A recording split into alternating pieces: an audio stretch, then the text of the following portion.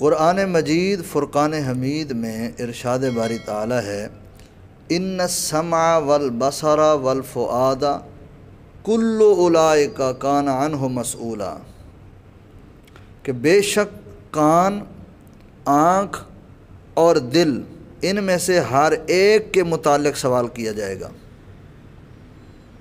کان کے بارے میں سوال کیا جائے گا کہ تمہیں کان دیا، تم نے اس کو کدھر استعمال کیا؟ آنکھ تمہیں دی گئی تھی، تم نے آنکھ کو کدھر استعمال کیا؟ دل تمہیں دیا گیا تھا، تمہارے دل میں کیا چیز رہتی تھی؟ تمہارا دل کس طرف مائل رہتا تھا؟ تمہارے دل کی کیا کیفیت رہتی تھی؟ ان کے بارے میں سوال کیا جائے گا۔ اب غور کیجئے، حضرت جناب سیدنا ابو ہریرہ رضی اللہ تعالی عنہ آپ بیان کرتے ہیں کہ ایک بندے کو قیامت کے دن لایا جائے گا اور اللہ تعالیٰ اس سے فرمائے گا، کیا میں نے تجھے کان اور آنکھ اور مال اولاد نہیں دیے تھے؟ بندے سے پوچھا جائے گا۔ کوشش کریں کہ اپنی اس طرح کی تیاری کریں کہ ہمارے کان صحیح استعمال ہوں، ہمارے کان سنیں تو اذان کی آواز سنیں، ہمارے کان سنیں تو نعت رسول مقبول صلی اللہ علیہ وآلہ وسلم سنیں، ہمارے کان سنیں تو سچ سنیں، ہمارے کان سنیں تو اچھی بات سنیں، ہماری آنکھ دیکھے تو بیت اللہ کی زیارت کرے، ہماری آنکھ دیکھے تو گنبد خضرا کی زیارت کرے، ہماری آنکھ دیکھے تو رب کا قرآن دیکھے، ہماری آنکھ دیکھے تو مسجد کا راستہ دیکھے، ہماری آنکھ دیکھے تو صراط مستقیم کا راستہ دیکھے، سچائی کا راستہ دیکھے،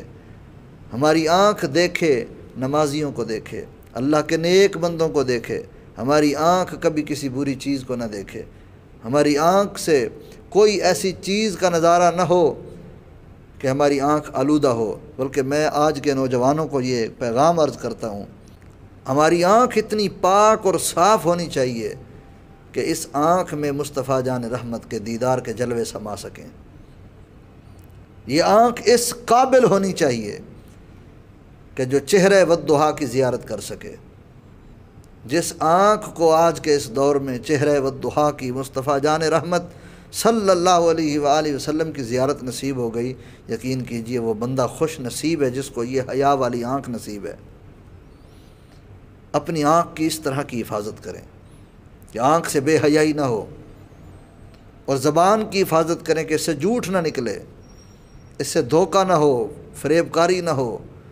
اس سے کسی کی غیبت نہ ہو، کسی کی چغلی نہ ہو، اور اپنی زبان پر صداقت کا نور لے کر آئیں، سچائی کا نور لے کر آئیں۔ مال اگر اللہ نے دیا ہے اس کو راہ خدا میں خرچ کریں، اللہ کے دین کی ترقی اور سربلندی کے لیے خرچ کریں، فضول خرچی سے بچیں، کہ قرآن مجید میں ہے کہ ان المبذرین کانوا اخوان الشیاطین، کہ فضول خرچی کرنے والا شیطان کا بھائی ہے، اور وکان الشیطان لربہ کفورا، اور شیطان رب کا بہت بڑا نافرمان ہے۔ ان چیزوں کے بارے میں جب بندہ غور کرے گا، پھر اس کے کان بھی پاک ہو جائیں گے، اس کی آنکھ بھی پاک ہو جائے گی، اس کا دل بھی پاک ہو جائے گا۔